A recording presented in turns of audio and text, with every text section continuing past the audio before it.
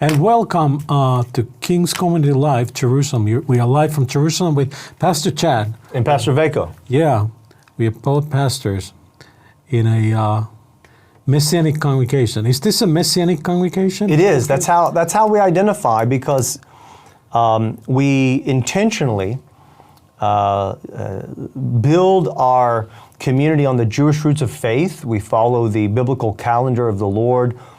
We do kosher events here when we're eating with the congregation. We sing some of the traditional songs. We split our worship into Hebrew and other languages, and we do the brachot, the blessings, over all the special times, the bar bat mitzvahs for the kids. So for us, yeah, I don't know of other groups outside of a Messianic environment that do those things. But the Christians also believe in Messiah. They do. Why aren't they Messianic? Well, because it's more about practice and teaching foundations than it is just about believing in the Messiah. They can certainly call themselves Messianic in the sense of they believe in a Messiah, but not in terms of being a Messianic or Messianic Jewish congregation, because they don't express that way. Okay. Well, someone asked last week about the head coverings. Yeah. And why do the Jewish men wear head coverings when it was for Levites only? Yeah, it's a good question. Well, in the time of the Levites, especially that of the high priest, we call him the Kohen Gadol, right? This is the head priest. There was a special turban that was instructed by the Lord. He would wear that special turban. And later, we know that in Exodus 19, the children of Israel, all of them, were called a royal priesthood and a holy nation. And so as they are now connecting to be that holy example for the world, the Jewish men cover their head as a connected representation to being the priestly nation for the other nations. Now, if you were to jump into 1 Peter chapter 2 in the New Covenant, you'll find that the New Covenant believers, Jew or Gentile, were also called a royal priesthood and a holy nation. So for us, in the Messianic expression, especially here in Israel, we want to encourage people in the right, appropriate way, if they want to wear the kippah, as long as they understand what it represents and what they're connecting to. But what is it connecting to? It is connecting to being a people that are seen as the royal priesthood and holy nation and ambassadors for God to this world. We stand as intercessors. And so we do that in a very small way, like wearing a kippah. But I don't see you wearing a kippah. I do wear kippah on Shabbats when we're worshiping or I'm preaching at one of the other congregations. I don't wear it all the time. Not being born Jewish, I find I have a little bit more flexibility and leeway. But in the right settings, in the King of Kings family or when I'm visiting other congregations, I'll wear it, yeah. There's a question, why do the women also wear head coverings here? Well, that's a whole different story. It's a different reason. The men wear the kippah as humility before God, as walking out, being the royal priesthood, as we talked about. But for the women, it's a little bit more of a modesty thing in their mind, or in some traditions. You have, when they light the Shabbat candles, they'll cover their head to show that they are under the submission of their husband, trying to keep the biblical order of the family. So a lot of the head coverings of the women pertain to the order of the family. The Shabbat head covering might be a little bit more pointed at the event itself. But what some of our viewers may or may not know is many of the Orthodox traditions, not the Messianic traditions, but the Orthodox traditions, they have the women shave their head. Yeah. And so they wear wigs, and the wig becomes the head covering, even though it looks like hair. So it is a little bit strange that you got rid of your hair and then you covered it with something that looks like hair. So I'm not sure how that fulfills what you thought you were fulfilling, but that's what some of the traditions do. Others, the Sephardic traditions and different Mizrahi traditions, they'll wear different kind of head coverings and headdresses to show that same humility before God and submission to their husband. Yeah, we were just, had a really busy week this week. We did. Huge Shavuot festivals and celebrations and really festive week. And we started with the discipleship, first of all, in Wednesday. How is it going for the discipleship? What do you think is happening there in your group, which is about tell me about your... Well, our group splits. So what we do here in Jerusalem is we do a dinner together as a community. Yeah. And then we have about a half hour of worship. Then we split into our classes. So the class that I've been teaching with your wife, Ula, and my wife, Rebecca, we've collaborated on it. We're teaching a class called Why We Were Created. And it's based on the discipleship booklet that we wrote here at King of Kings. We give it out for free. So if anybody wants that a booklet online, just email us, and we will send you the text copy of that, and you can join us in the class. Now, the class is live in the room, and then it's also live on camera. So anyone from around the world can join us. We've done 3 weeks. We have one more week, this Wednesday night, 6:30 Israel time. We're doing Why We Were Created, and we're explaining the much larger picture of why God made us and why He is preparing us, that we were not created to be saved. Salvation is an important element in our walk, but that's not why we were created. We were created and we were given a destiny long before sin ever entered humanity. So we want to go back to that original created destiny and figure out why did God make us. And so that's what the class is about. How does God view us? How does He view our future? What are we all being prepared for, and how does God describe us? All right. What's going on in your class? So this Wednesday, we're both live at 6:30, or 6:25 already, actually. And so in our class, we are looking at how we can prepare ourselves for the end times. Yeah. Like what are the challenges that we are going to face, and how we can best prepare ourselves to face that. And you know that we are actually really close to the end times. I was just thinking the other day, and I said this at the end of last week, that if you look at, for instance, money, you know, the cash money is very fast going away. And there's so many things we can't buy anymore with cash money. You can't get an airline ticket with cash money. You can't pay electricity with cash. You can't pay your rent almost at all anymore with cash. Gasoline at the stations, they don't sell gas anymore for cash. Gas for cash. Cash for cash.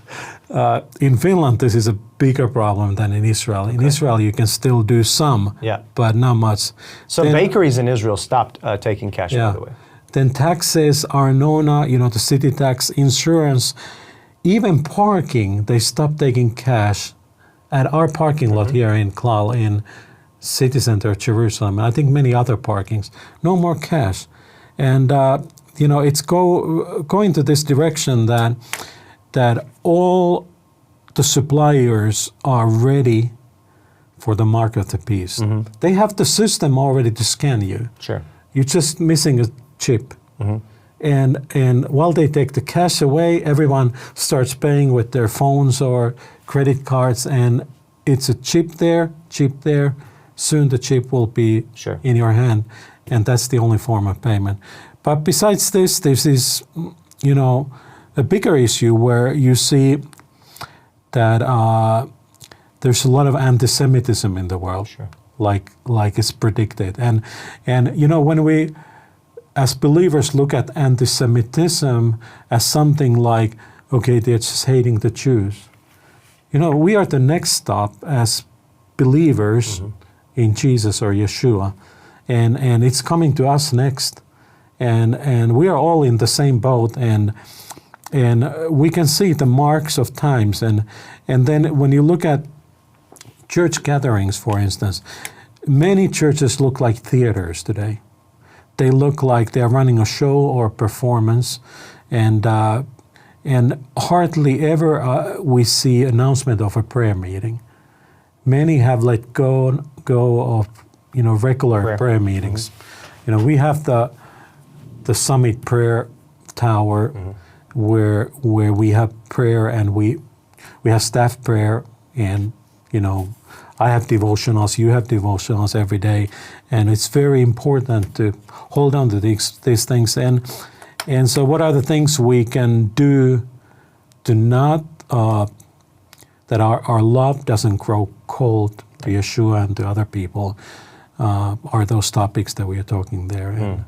And this week, Mike and Melissa together are going to teach the class. That sounds like a great class. And you know that thing about the mark of the beast, there's some test cities already using a scanner chip in the hand to test run that. And yeah, you're right. It's the believers, whether Jew or Gentile believers, they're the next target on the list because you connect yourself to Israel.